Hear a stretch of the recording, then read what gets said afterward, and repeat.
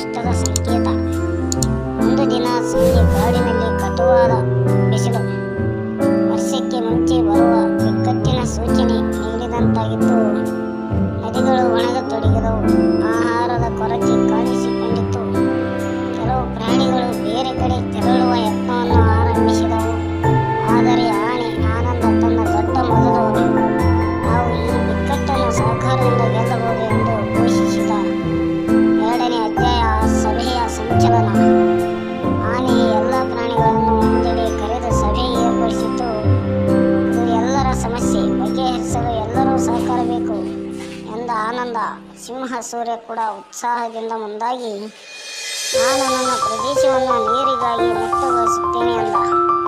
ಹಕ್ಕಿ ಹರ್ಷಿತ ಕೂಡ ಉಡುಪಿಯ ನದಿಯಿಂದ ನೀರಿನ ಮೂಲ ಹುಡುಕಲು ಸಿದ್ಧವಾಯಿತು. 3ನೇ ಅಧ್ಯಾಯ ಸಹಕಾರದ ಸುಗಮ.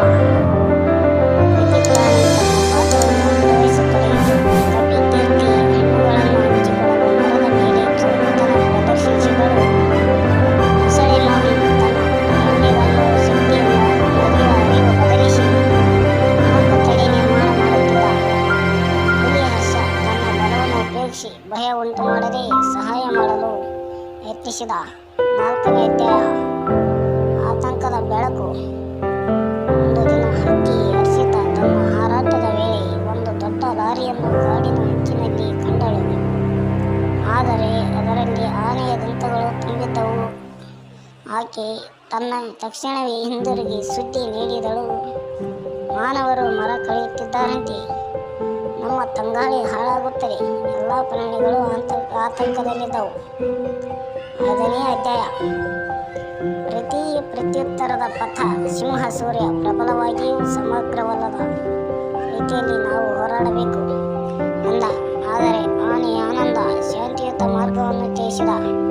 ನಾವು ಬುದ್ಧಿಮತ್ತೆಯಿಂದ ಮಾನವರನ್ನು ಓಡಿಸಬೇಕು ಎಂದು ಹೇಳಿದ. ಹಕ್ಕಿ ಹರ್ಷಿತ ಮಾನವ ಹಳ್ಳಿಯ ಗ್ರಾಮಸ್ಥರ ಬಳಿ ಹಾರುತ್ತಾ ಹೋಗಿ ಒಂದು ಪತ್ರವನ್ನು ಬಾಯಲ್ಲಿ ಹಿಡಿದು ಬಿಟ್ಟಳು. ದಯವಿಟ್ಟು ನಮ್ಮನ್ನು ಉಳಿಸಿ. ಗ್ರಾಮಸ್ಥರು ಕೂಡ ಪರಿಸರದ ಕಾಳಜಿಯೊಂದಿಗೆ ಮರ ಕಡಿತವನ್ನು ನಿಲ್ಲಿಸಿ ಪರಿಸರ ಇಲಾಖೆಗೂ ಮಾಹಿತಿ ನೀಡಿದರು. 6ನೇ ಅಧ್ಯಾಯ ಗೆಲುವಿನ ಘಳಿಗೆ.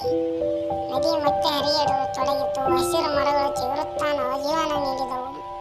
ಎಲ್ಲ ಪ್ರಾಣಿಗಳು ತಮ್ಮ ತಮ್ಮ ಊರುಗಳತ್ತ ಮರಳಿದವು. ಸಹಬಾಳ್ವೆಯಿಂದ ಬಿಕ್ಕಟ್ಟನ್ನು ಜಯಿಸಿದ ಸಂತೋಷ ಎಲ್ಲರ ಮುಖದಲ್ಲಿತ್ತು. 7ನೇ ಅಧ್ಯಾಯ ಸಂದೇಶದ ಸರಪಳಿ. ಪ್ರತಿ ವರ್ಷ ಕಾಡಿನ ಎಲ್ಲ ಪ್ರಾಣಿಗಳು ಸಹಬಾಳ್ವೆ ಹಬ್ಬ ಆಚರಿಸುತ್ತಿದ್ದವು.